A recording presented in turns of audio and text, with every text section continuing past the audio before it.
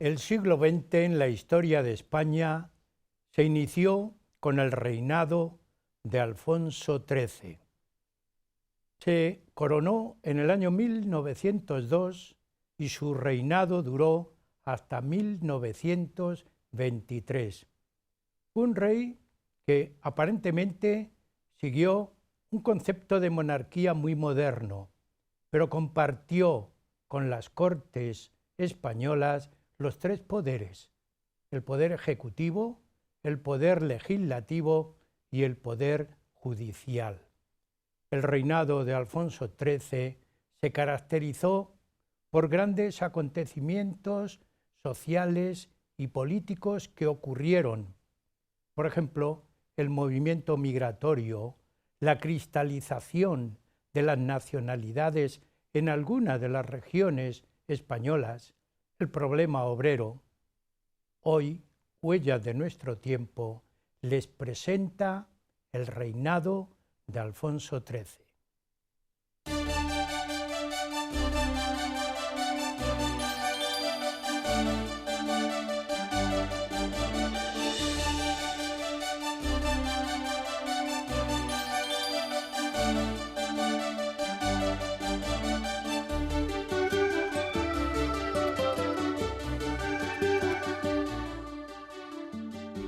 El reinado de Alfonso XIII marca un periodo histórico en el siglo XX de vital importancia para todo el desarrollo del siglo. La sociedad española en esta época está marcada por un movimiento de los ciudadanos del campo a la ciudad. Pero hay grandes acontecimientos que repercuten en el hacer político. Vamos a recordar, después en el desarrollo del programa, acontecimientos del año 1909 y del año 1917. Se marca en el reinado una gran confusión, diríamos, una problemática importante de lucha de partidos políticos. Todo esto supuso que Alfonso XIII tuviera que enfrentarse a unos acontecimientos que le iban superando, hasta el extremo que se le puede considerar casi inhábil para ejercer el hecho de la realeza, y la monarquía se convierte en un estado situacional bastante desequilibrado. Tenemos en el estudio, para tratar este tema tan convulso, tan alterado de la primera parte del siglo XX, a dos invitados: don Alfredo Pastor Ujena y también una invitada peculiar, una invitada, yo diría, fuera de lo normal y de lo común, porque cuando hay invitados pues han superado ya cierta edad, pero hoy los invitados son la juventud invitada. Yo marco muchas veces en el programa, hoy estamos hablando mucho el techo de cristal de la mujer, cómo la mujer evoluciona, y siempre tenemos la suerte que cuando hay alguna invitada de la cofradía o no de la cofradía de investigadores, siempre aparece una mujer joven con puestos de relevancia en la vida nacional, no solamente de relevancia porque sean grandes directoras, porque pueden ser grandes profesoras, pueden ser grandes madres, y siempre tenemos esta suerte. Así que a los dos yo os agradezco que estéis en el estudio. Don Alfredo es catedrático de Historia, es doctor en Historia, licenciado en Filosofía y Ciencias de la Educación, es escritor, director de una revista ya que tiene años, La Alcazaba, y además es miembro de la Cofradía Internacional de Investigadores de Toledo, académico correspondiente de la Academia de Bellas Artes de Toledo y autor, junto a doña Laura de este libro que yo tengo en la mano, que ahora le vamos a mostrar nuevamente, que han escrito los dos sobre Alfonso XIII.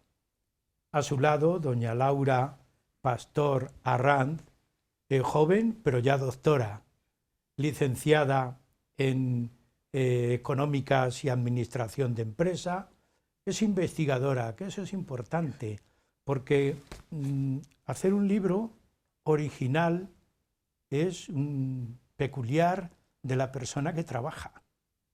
Es, yo diría, casi el origen del esfuerzo original de la persona, de la creatividad de la persona. Estamos viendo en imagen la portada del libro y doña Laura también es coautora del libro, son padre e hija, y los dos han escrito un libro, para mí yo diría didácticamente, si estuviéramos ahora mismo en una clase, yo aconsejaría a nuestros alumnos que vieran el libro por algunos capítulos. Fundamentalmente el capítulo que habla de todo el desarrollo político que tuvo esos 20 años en la historia de España y el inicio del fenómeno educativo que tanta falta nos está haciendo ordenar y organizar desde ese siglo hasta hoy. Dos capítulos que yo aconsejaría a nuestros alumnos y también a los telespectadores que nos están viendo, si pueden adquirir el libro. El libro tiene una lectura muy fácil, muy cómoda, es intuitivo. Lo digo no por hacer publicidad del libro, sino porque a mí me atrae mucho la didáctica. Así que a los dos, muchas gracias por estar en el programa. Gracias. Primera cuestión y primera pregunta. ¿Qué antecedentes tuvo el rey Alfonso XIII y qué antecedentes hay en España en esa primera parte del siglo XX? Cualquiera de los dos lo podéis leer. Laura, sí. Lo podéis decir. Bueno, en primer lugar, muchas gracias, Andrés, por invitarnos a tu programa. Es un honor para nosotros estar aquí y poder comentar este libro contigo y con los telespectadores. Queremos dejar claro que nuestro libro versa sobre el periodo constitucional de Alfonso XIII. Esto es, desde 1902, cuando el monarca es coronado, el 17 de mayo, cuando cumplió su mayoría de edad, hasta 1923. Y desde 1902 hasta 1923, tal y como has apuntado tú, el rey compartió la soberanía con las Cortes, participando de los tres poderes, tal y como se establecía en la Constitución vigente de 1876, que es la Constitución canovista, siendo presidente Sagasta. El día 15 de septiembre de 1923, unos días después del golpe militar, Primo de Rivera suspende así todas las garantías constitucionales reconocidas en el artículo 17 de la Constitución. El rey firmó un decreto disolviendo las Cortes, rompiendo formalmente con la Constitución vigente que había jurado cumplir. Y a partir de ese momento se le califica como rey perjuro, quedando este perjurio constitucional como un estigma en la credibilidad del monarca, al que le imponía el artículo 45 de la Constitución de 1876 el juramento ante las Cortes, bajo la fórmula «Juro por Dios, sobre los santos evangelios, guardar la Constitución y las leyes. Si así lo hiciere, Dios me lo premie, y si no, me lo demande». Bueno, tenemos aquí ya una figura que casi es inestable desde su inicio. ¿Podemos considerarle así, Alfredo? Vamos a ver, reseñando un poco lo que tú decías antes de los antecedentes, vamos a situar el reinado, haciendo alusión a que su abuela Isabel II fue expulsada de España con la Revolución de 1868, después viene el gobierno de Amadeo de Saboya y la Primera República, hasta que el general Pavía entra en las Cortes en el año 1874, y después el general Martínez Campos, el 29 de diciembre de 1874, en Sagunto, da un golpe de Estado con una brigada militar e impone la monarquía borbónica otra vez en el hijo de Isabel II, Alfonso XII. Alfonso XII muere de manera prematura, apenas había cumplido los 30 años, y pasa a regir España su mujer, la reina María Cristina de Austria o de Habsburgo. En su tiempo se perdieron las colonias, en el 98, que tanto daño hicieron a España y que tanta repercusión tuvo. El comienzo del reinado de Alfonso XIII, a su mayoría de edad, con 16 años, que entonces era la mayoría de edad, en 1902, fue un periodo realmente muy importante y convulso en la historia de España.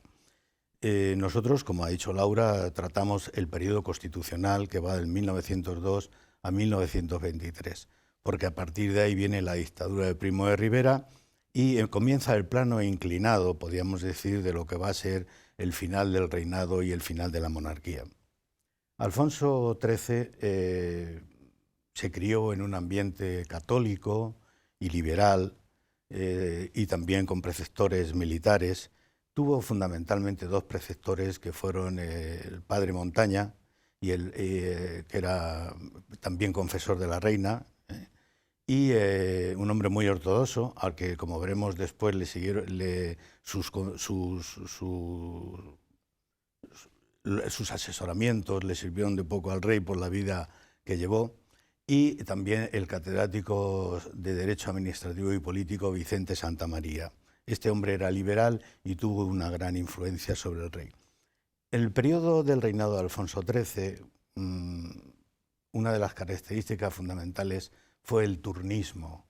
El turnismo era un acuerdo que Cánovas del Castillo, el padre de la Constitución de 1876, hizo con Sagasta. Ambos gobernaron casi 25 años el país y Cánovas del Castillo era el presidente, el director, el líder del Partido Conservador, mientras que Práxedes Mateo Sagasta era el líder del Partido Liberal.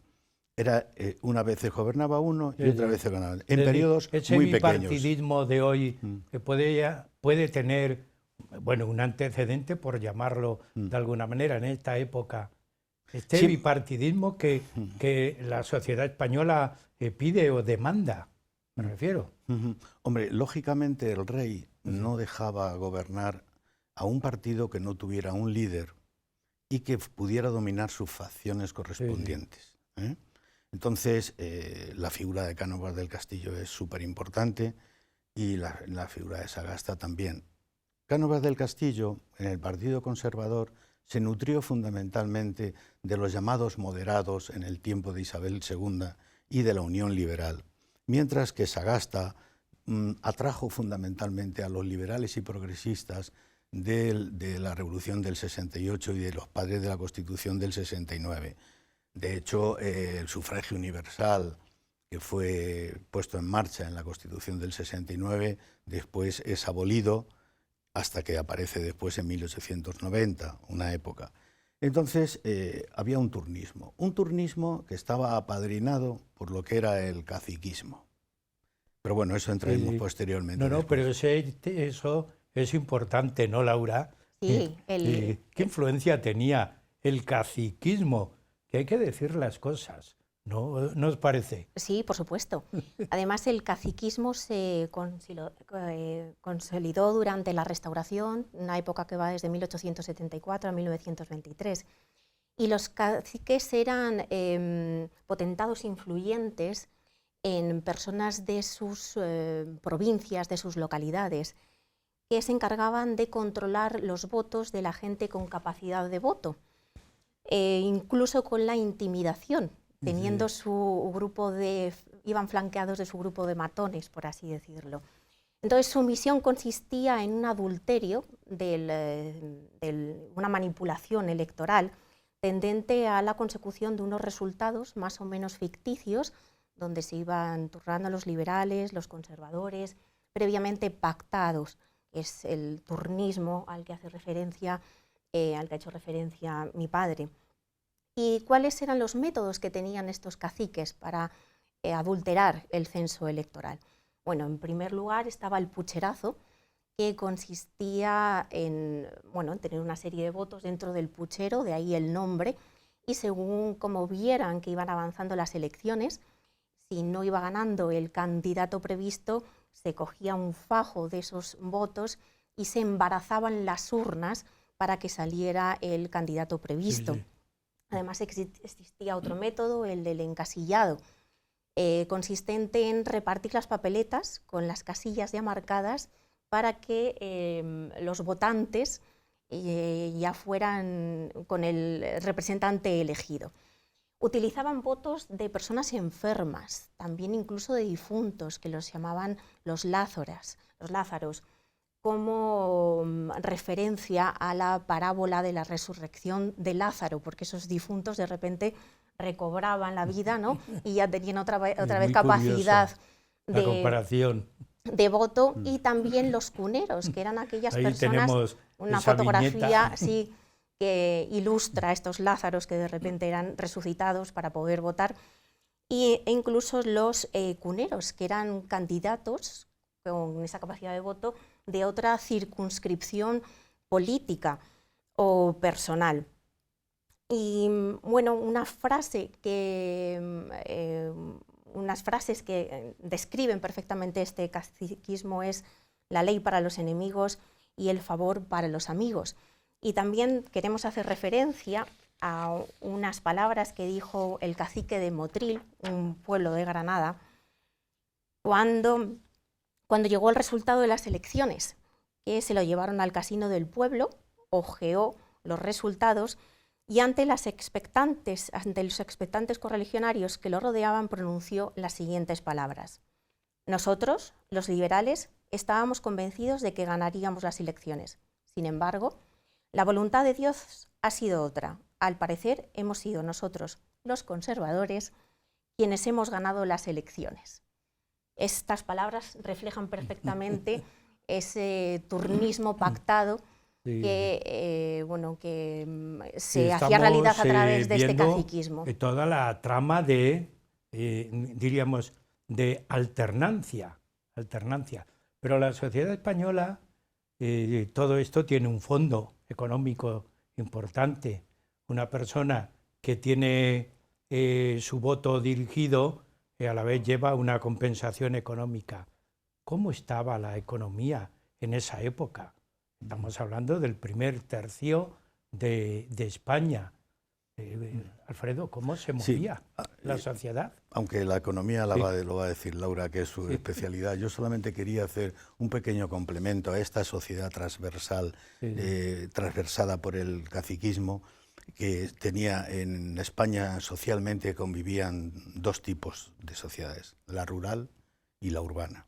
El 70% de la población se dedicaba a las labores agrícolas. La España rural era la España del hambre, la miseria, la España famélica. Era donde se cocía realmente todo el tema del caciquismo, y de alguna manera también eran los grandes terratenientes los que controlaban, sobre todo administrativamente, todo ese proceso electoral. Porque más que por el poder económico, era por el poder administrativo, que era lo que valía realmente para sacar a los candidatos correspondientes, ¿no? Entonces, evidentemente, prometían favores a cambio, que influían, por supuesto, en la situación económica de la España rural, a la que estoy haciendo referencia. Por ejemplo, intentar librar a la gente del servicio militar, favores como ganar los juicios por algún hecho de la gente que colaboraba con ellos, etcétera, etcétera, etcétera. Incluso también pagando o amenazando, ¿verdad? Este entramado de la España rural era la España pobre, era la España de la oligarquía y la España donde de alguna manera el hambre, las epidemias y tal florecieron. De hecho, el rey, cuando va a las Urdes, porque fue un rey viajero, Alfonso XIII, viajó por muchos países de Europa y todas las provincias de España. Es famoso el viaje que hace a las Urdes, acompañado de Gregorio Marañón, y se quedó atónito de lo que allí vio, ¿no? Esa era la España rural. De hecho, hay algunos libros muy importantes que tocan este tema para que veamos la importancia que tuvo y la literatura que floreció al respecto.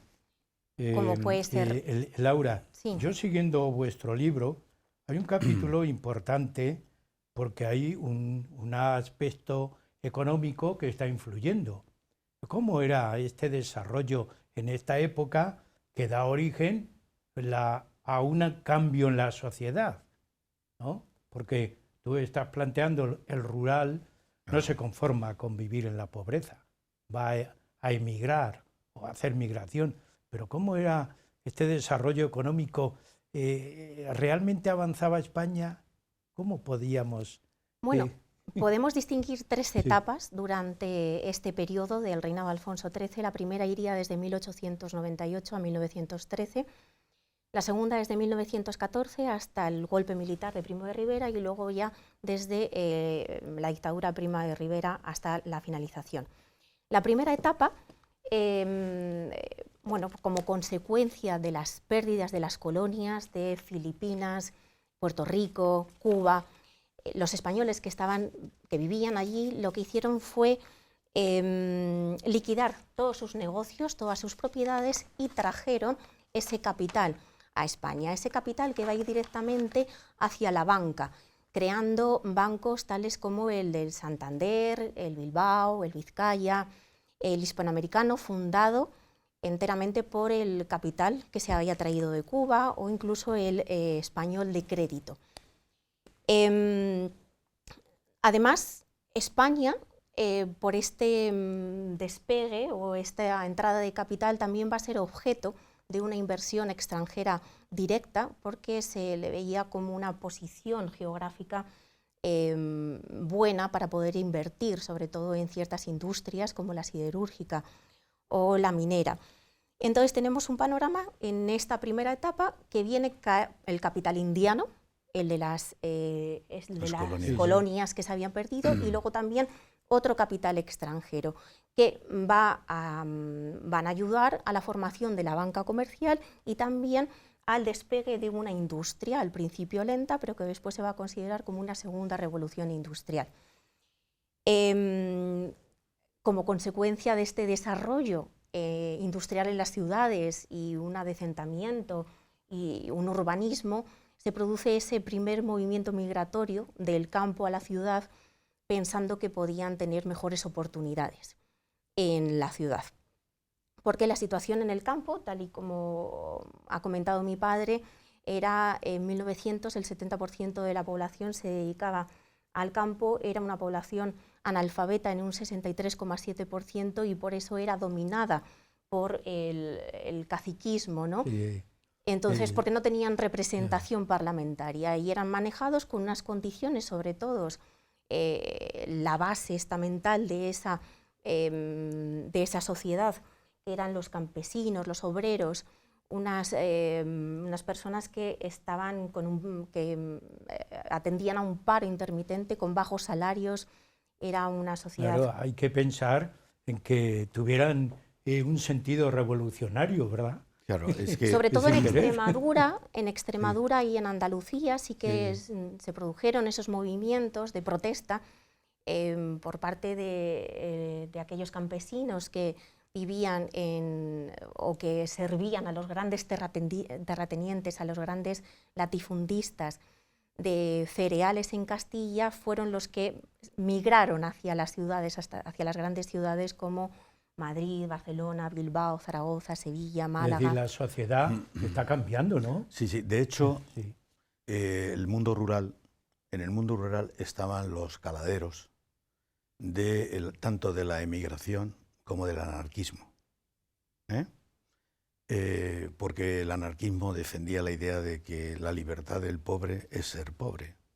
Entonces, como era gente que estaba apartada de sus intereses del Parlamento, ya que allí era la oligarquía dominante y conservadora o liberal la que mandaba, al emigrar a las ciudades crearon el caldo de cultivo de lo que después sería el movimiento obrero y la aparición de los grandes partidos, como el Partido Socialista Obrero Español de Julio Iglesias, Jaime Vera y otros, en 1879, que fue el segundo partido más antiguo de Europa, después del SPD alemán, y también después el nacimiento de la FAI. Hubo dos corrientes muy claras, hablo ya como consecuencia de esta emigración, ¿verdad? Eran productores de fábricas, que ya el urbanismo se había desarrollado, se había extendido, se estaban haciendo los ensanches. Por ejemplo, en Madrid aparece el metro, por cierto, del que el rey fue un gran inversor, legalmente. Sí, sí. Y la Gran Vía de Madrid, la Vía de Madrid, Laietana en Barcelona. Efectivamente. Y entonces, pues empiezan un poco esa conciencia de clase de la gente que ha emigrado, bajos salarios, y vienen dos personajes muy importantes a España, que son Port Lafargue, que era yerno de Marx, estaba casado con su hija Laura, y venía también Fanelli, que era el representante de Bakunin por la vía anarquista. Estos dos hombres fueron de alguna manera los que introdujeron o llamaron la atención para formar las ideologías socialista y anarquista, que nunca tuvieron nada que ver, porque sin duda la socialista fue mucho más templada, mucho más tranquila. Pues Alfredo, llegamos a la mitad del programa, pero hemos hecho un marco de situación de esta primera parte del siglo bastante atractiva, digo atractiva para los estudiosos. Así que vamos a hacer un pequeño descanso. También a ustedes siempre les animamos a que continúen en la segunda parte. Estamos, Huellas de nuestro tiempo, con el tema El reinado de Alfonso XIII.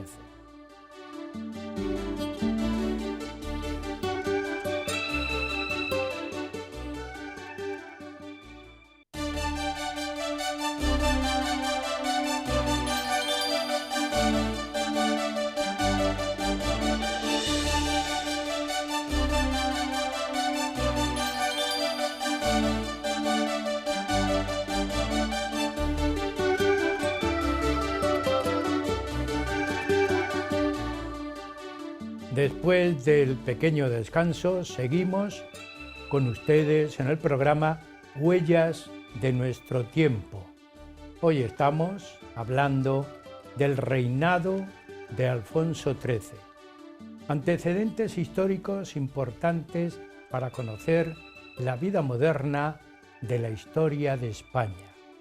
Les recordamos que tenemos en el estudio a doña Laura Pastor Arranz y también a don Alfredo Pastor Ujena. Los dos nos han hablado de esos antecedentes del reinado del rey Alfonso XIII. Pero vamos a situarnos, Laura, si te parece, en una ciudad de esas que se está haciendo, que se está formando. Habéis planteado, habéis dicho que hay un éxodo, una migración dentro de la propia nación, aunque también posteriormente la hubo fuera de España, pero del campo a la ciudad. ¿Cómo es la vida, esta vida nueva, en una ciudad nueva? Sí, bueno, ya hemos introducido cómo era la sociedad en el campo, pero la sociedad a la que tenemos que reconocer en este periodo era una sociedad que estaba polarizada, como hemos dicho, el campo y también la ciudad. Por eso es muy importante comentar cómo era esta sociedad. Una sociedad que estaba formada por una alta burguesía, defensora de la restauración, asentada en País Vasco, en Madrid, en Cataluña, en Asturias, que se dedicaba a la industria textil y también a la banca, como consecuencia de esta repatriación del dinero indiano y de la inversión extranjera directa. Luego había otra burguesía, la burguesía comercial, que fue la gran beneficiada por la Primera Guerra Mundial en 1914, siendo aquí el inicio, estableciendo aquí el inicio de una segunda etapa económica. España fue neutral ante este conflicto bélico y bueno, pues se necesitó, empezaron a ser escasos ciertos bienes para los países beligerantes y España se convirtió en la despensa de ese conflicto, con la industria del hierro en el País Vasco, del carbón en Asturias, la textil en Cataluña, también la química, y eso lo que produjo fue un exceso de exportación respecto a las importaciones, con un saldo positivo de la balanza de pagos. Lo que pasa que esta balanza de pagos o esta suerte de acontecimientos, entre comillas, no benefició por igual, haciendo más ricos a los más ricos y más pobres a los más pobres. ¿Por qué?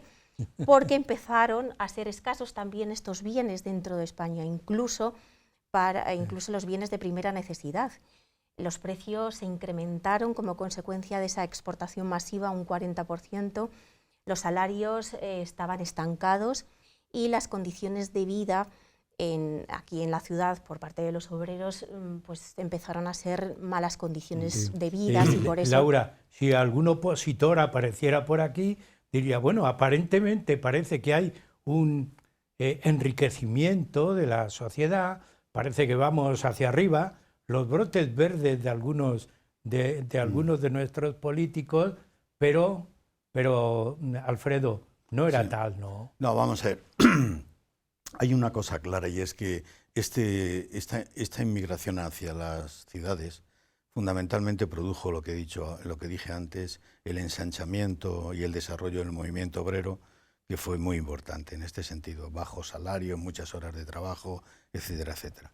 Aparte de eso estaba la burguesía financiera, ¿verdad? Y la oligarquía latifundista asentista, que de alguna manera vivía de las rentas, ¿no? Entonces, en este sentido, el Parlamento era de los conservadores y de los liberales, que estaban allí porque se apoyaban en el fraude electoral después de un acuerdo, y ahora empieza un poco la crisis del turnismo. Podemos leer algunos datos, por ejemplo, y señalar que entre 1902, por ejemplo, y en 1905 hubo 5 presidentes y 76 ministros. Esta inestabilidad política produce en 1907 la crisis del sistema parlamentario.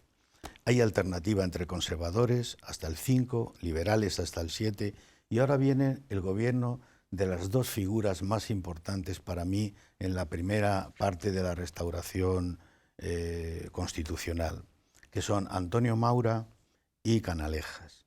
Antonio Maura gobernó 2 años, del 7 al 9, de 1907 a 1909, y se llamó el gobierno largo de Maura. Maura era un hombre que cuando se ven las actas del Congreso de los Diputados y haces un seguimiento de su trabajo, era un hombre con una oratoria muy culta, específica, fina, era mallorquín, muy católico y tenía sus grandes detractores, sobre todo en el movimiento obrero anarquista. Antonio Maura, de quien Gumersindo Azcárate dijo que solamente había leído 2 libros, el Código Civil y el Catecismo. Eran algunas maneras de enfrentarse en este sentido. Durante su gobierno fue cuando comenzó la llamada Semana Trágica, ¿no? Que fue la que incendió Barcelona. Es decir, que toda esta alternancia originó no sé, crisis del turnismo. Convulsión sí. En algunas regiones, ¿no? Sí, sí, sí. Es decir, porque aprovecharon la debilidad. ¿Podríamos hablar de esta manera? La Semana Trágica, comento yo, sí. La Semana Trágica de Barcelona, en 1909, fue el primer momento donde el turnismo, el sistema parlamentario establecido, tiene la primera gran crisis. Nos daría tiempo simplemente para hacer un programa, solamente... metafóricamente se suele decir, ardió Barcelona. Ardió Barcelona por varios motivos. En primer lugar, porque hubo un antimilitarismo y un anticlericalismo en las calles enormes que se opusieron también a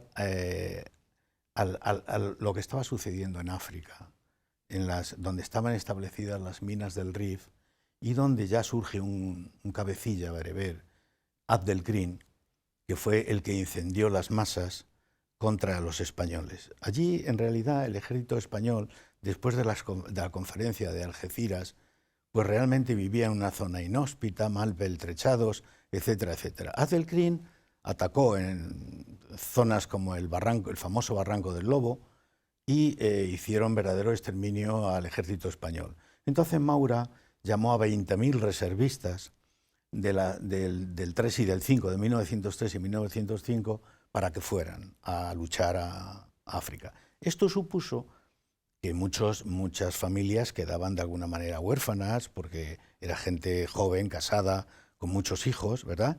Y entonces se montaron motines en Barcelona en contra de esto. Decían que vayan los ricos, porque estaba la redención, es decir, pagaban dinero para no ir. Lógicamente los que no iban eran los hijos de los ricos. Con el sistema de quintas y reservas. Exactamente. Se produjo, lo más importante de esto es que se produjo una reacción sacrofóbica entre la gente, donde quemaron conventos, instituciones religiosas. Alfredo, si no te importa, es que yo tengo el libro y como lo he ojeado mucho, en una de sus páginas dice: la Semana Trágica en Barcelona no fue solo una revuelta antimilitarista y anticolonial, sino una quema de conventos, sin más. Fue también el intento para los republicanos de derrocar a la monarquía. Efectivamente. Es decir, estamos viendo una revolución política y social. Una repetición de acontecimientos, podríamos decir. Claro, es que lo que vulgarmente se llama en historia Ars de Barcelona en este momento, evidentemente fue penoso, como una situación como la que hemos vivido prácticamente ahora, ¿no? Pues había situaciones de lo que podríamos decir la intifada urbana, ¿no? Días negros, vandalismo. Lo que pasa es que ahora lo han hecho los propios catalanes contra ellos mismos, ¿no? Sin embargo, esto era una repulsa contra Maura. Se decía: Maura no, Maura fuera, abajo viva los pobres, abajo la Iglesia. ¿Por qué fue ese vandalismo contra la Iglesia, esa reacción sacrofóbica? Pues porque la Iglesia la concebían unida a los grandes propietarios, eran como sus padrinos ideológicos, ¿verdad? Entonces siempre la Iglesia fue una institución marcada por estas evoluciones que no respetaban el régimen constitucional. A este respecto, Barcelona no solamente fue quemada en esta época, ya en la Revolución, voy a hacer algo de los antecedentes, en 1842, nuestro paisano Bartolomé Espartero, el general Espartero, tuvo que bombardear Barcelona desde Montjuïc por unas algaradas enormes contra las barricadas que allí ocurrieron. De ahí su famosa frase: Barcelona hay que bombardearla cada 50 años, ¿no? Pero es que antes había habido en Barcelona fue bombardeada en 1697, en la Guerra de los 9 años. Fue bombardeada en 1705 y en 1713 con la Guerra de Sucesión. Fue bombardeada también con Espartero. Es decir, fue una ciudad donde de alguna manera la detonación de la represión fue enorme en este sentido. Y también hubo, por ejemplo, fíjate lo que te digo de las reacciones contra la Iglesia. En 1834, por ejemplo, en Madrid, mataron a 74 frailes, otra reacción sacrofóbica, simplemente porque hubo una epidemia de cólera y a ellos les culparon de haber envenenado el agua. O en 1835, por unos acuerdos de que los carlistas apoyaron, los frailes, el clero apoyó a los carlistas contra los liberales, y hubo unas grandes persecuciones en Reus y en Zaragoza, ¿no? Es decir, la Iglesia siempre estaba en el punto de mira de estas reacciones vandálicas, ¿no? No es el caso de ahora, pero está ahí, ¿no? Pero, Laura, esto es importante para los investigadores. Os encontráis aquí con unos fenómenos sociales que tienen mucha raíz, ¿verdad? Sí, efectivamente. Y bueno, pues efectivamente, tal y como comentabas tú, la represión que sucedió a estas raíces que tú apuntas en la Semana Trágica de Barcelona, que fue el punto de arranque de la crisis del sistema parlamentario que había, el punto detonante fue precisamente con el fusilamiento de un pedagogo, Ferrer y Guardia, que era el padre de la Escuela Nueva, la Escuela Nueva sin Dios, que llamaban, la Escuela Nueva Liberal, etcétera, etcétera, que no participó en la Semana Trágica, pero que parece ser que le culparon por ser un inductor, ¿verdad? Y le aplicaron la Ley de Jurisdicciones de 1906, que era una ley basada en los códigos militares. y entonces el rey dio el visto bueno a este hecho, ¿no? Fue fusilado y entonces Maura perdió todo el prestigio en aquel momento, ¿verdad? Ferrer y Guardia era también un inductor indirecto, valga la expresión, de la bomba que le tiraron a los reyes cuando venían de Mateo Morral. Mateo Morral. Perpetró un atentado al cortejo nupcial una vez que se habían casado en la iglesia de los Jerónimos, y según iban este cortejo real desde la iglesia de los Jerónimos hasta el Palacio Real, se lanzó una bomba desde un balcón, pero no mató a los consortes, sino que esta bomba rebotó en la carroza y mató a las personas que estaban atendiendo a este evento. De hecho, la reina Victoria Eugenia de Battenberg, la esposa de Alfonso XIII, llegó con el vestido ensangrentado al Palacio Real. La reina, termino, para ver un poco los diferentes puntos. Muy interesante todos estos detalles. O enclaves, claro. La reina Victoria Eugenia de Battenberg era nieta de la reina Victoria I de Inglaterra, la abuela de Europa. Y es curioso cómo se relacionaban entonces en aquella época, porque su madrina fue precisamente Eugenia de Montijo. Eugenia de Montijo, regente y mujer de Napoleón III, fue la madrina de esta reina, una reina anglicana, y que al principio no contaba con el beneplácito de la reina María Cristina, la madre de Alfonso XIII, por no tener el estatus de Alteza Real y tampoco por no ser católica. Y el problema de la hemofilia. Sí, que además fue echado en cara por Alfonso XIII varias veces, ya que los hijos se contagiaron de la hemofilia. Murieron 2 hijos, Alfonso y Gonzalo. Ella no sabía que transmitía la hemofilia. La hemofilia venía de la reina Victoria I, pero se lo callaban en la corte, ¿no? Cuando la reina madre, Cristina, yo siempre me gusta llamarla Cristina de Austria, Cristina de Augsburgo, se enteró de esta situación, pues claro, lógicamente. Pero la reina Victoria Eugenia de Battenberg era una mujer muy culta, muy atractiva, y era muy querida por las masas y muy odiada por la nobleza, precisamente por estas condiciones, ¿no? En fin, son hechos históricos que están ahí y que de alguna manera influyeron decisivamente en la vida y en la convivencia de la época, y que dieron pues sus matices claves a la época de Alfonso XIII, ¿no? Alfonso XIII, al final, las relaciones era un hombre frívolo, mujeriego y pendenciero, ¿no? En este sentido, y tuvo problemas con la reina, hasta tal punto que ella, al estar en Lausanne, le dijo: no quiero volver a ver más tu cara. De eso, Mercedes Alisach, que es una escritora catalana muy importante. Laura y Alfredo, hay 2 temas que, hombre, a mí me agradaría, que tengo el libro porque lo tengo localizado, pero no os quiero examinar, porque sé que el libro lo habéis escrito vosotros y os lo sabéis muy bien. Pero yo os voy siguiendo. Hay de la Semana Trágica que acabas de citar, hay una huelga general en 1917. Aunque no sea nada más que citarlo, porque después tengo otra cuestión, no quiero cerrar el libro.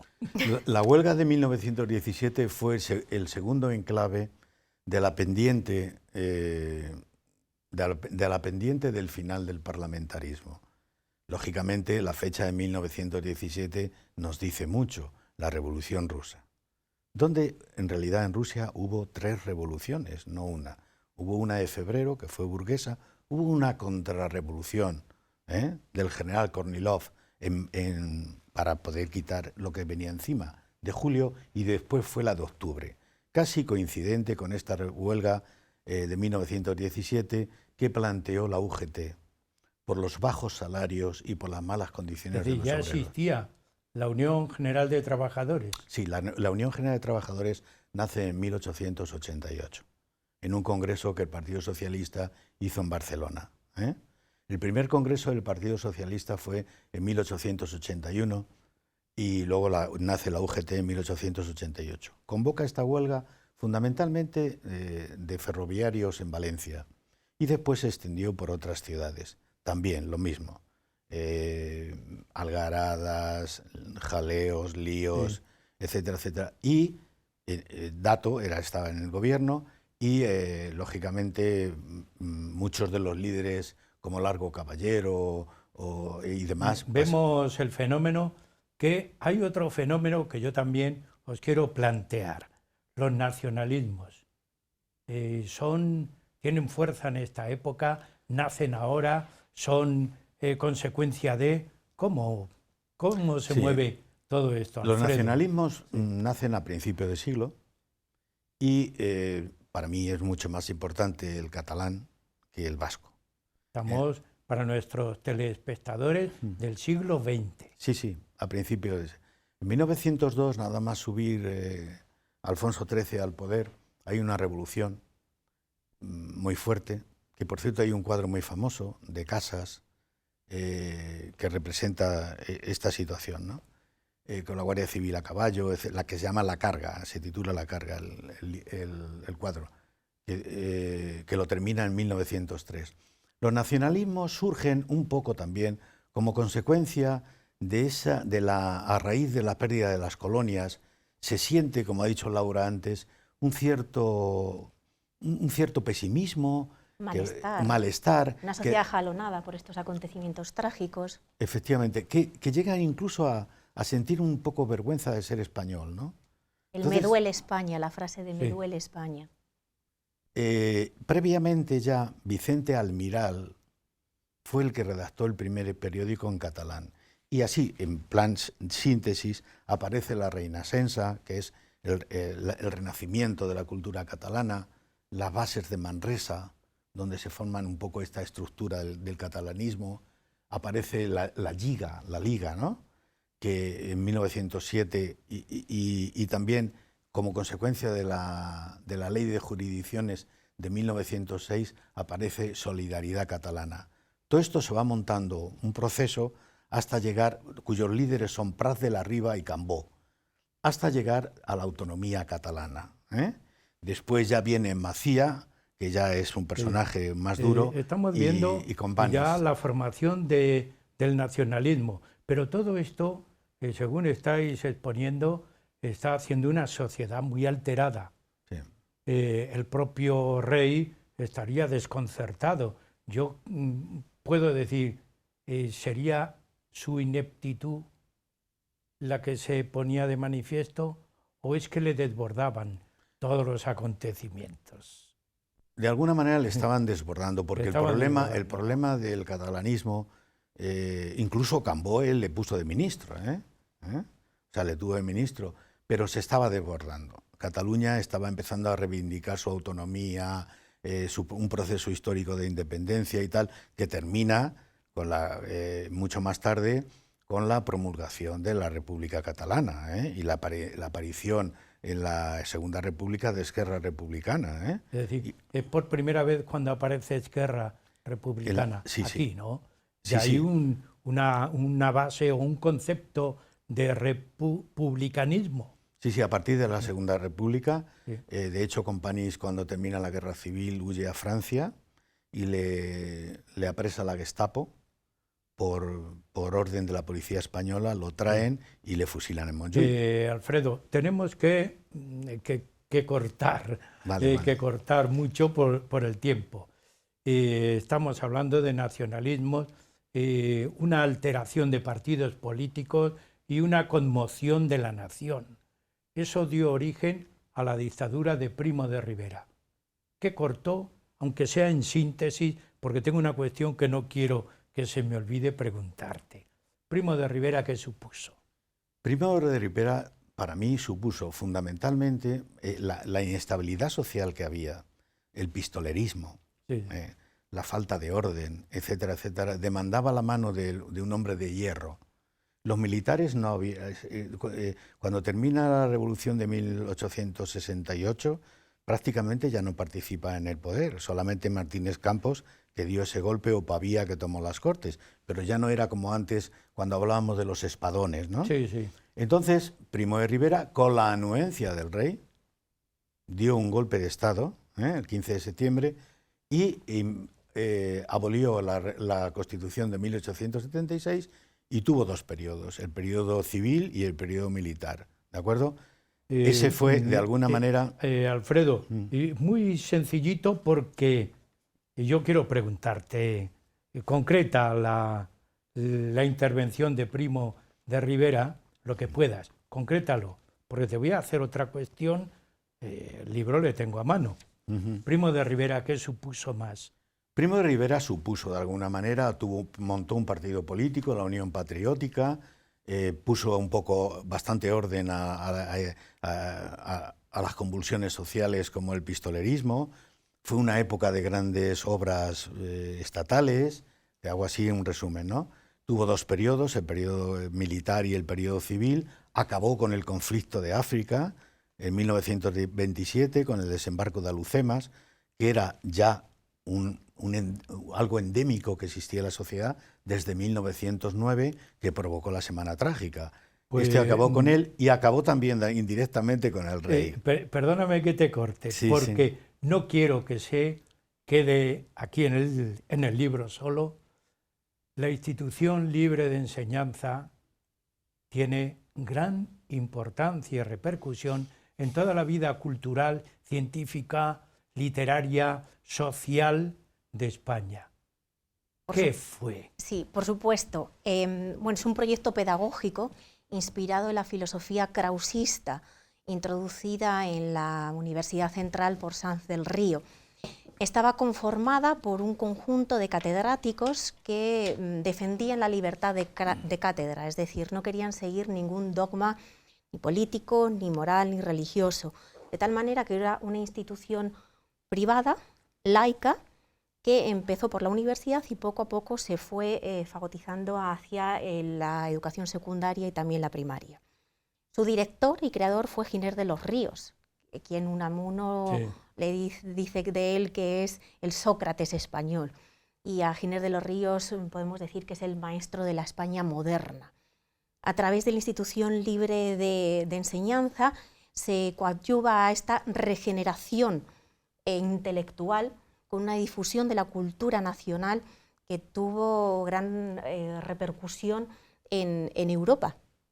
Además, impulsó otros proyectos, como por ejemplo el Museo Pedagógico Nacional o la Junta para Ampliación de Estudios, a través de la cual se quería difundir y también desarrollar la ciencia, la cultura española, con un intercambio de profesores y de estudiantes para, bueno, pues, para absorber lo que se estaba cociendo en Europa, ¿no? Porque veían a Europa como la solución. España era el problema, Europa era la solución. Y también con unas becas al extranjero para que se formaran y trajeran a España nuevas perspectivas desde el punto de vista de educación y pedagógico. De la educación, diríamos, moderna y abierta al futuro de la nación, abierta a todos los españoles, daría origen posteriormente a la mitad del siglo XX, 50, los años 60, la explosión de la edad de la enseñanza media. Es posible hasta ahí, pero no duró tanto la institución libre de enseñanza. ¿Pero hay algún fenómeno más con lo que podamos cerrar el programa? Bueno, hay que hacer notar que durante esta época, denominada hasta el 36 la Edad de Plata de la cultura española, se sucedieron dos grandes generaciones. La del 98, que abogaba por el regeneracionismo, nada menos que con figuras como Machado, Ganivet, Maeztu, Azorín, Baroja, etc. Y con su manifiesto para un nuevo Estado social. Sigue. Sí. Y luego la generación de 1914, Bien. que lo que hace es toma un nuevo rumbo respecto a la generación del 98 y del modernismo del que parte, con la superación de ese pesimismo, negatividad del 98. Ahí hay un personaje, hay que citarle, aunque no le digamos. Ortega y Gasset, por supuesto. Gasset. Pues con Ortega y Gasset terminamos el programa. Yo os agradezco que, bueno, el libro que tiene no solamente mucho contenido, sino mucho que que pensar y reflexionar, porque España es una España inquieta, ¿verdad? Y esto es lo que demuestra el libro. Por supuesto. Pues amigos, yo con esta muestra que estoy haciendo de la obra de don Alfredo Pastor y de doña Laura Pastor, termino el programa. Les agradezco que hayan estado con nosotros y también a ustedes que el programa Huella de Nuestro Tiempo todas las semanas está en activo. Pues síganos. Muchas gracias.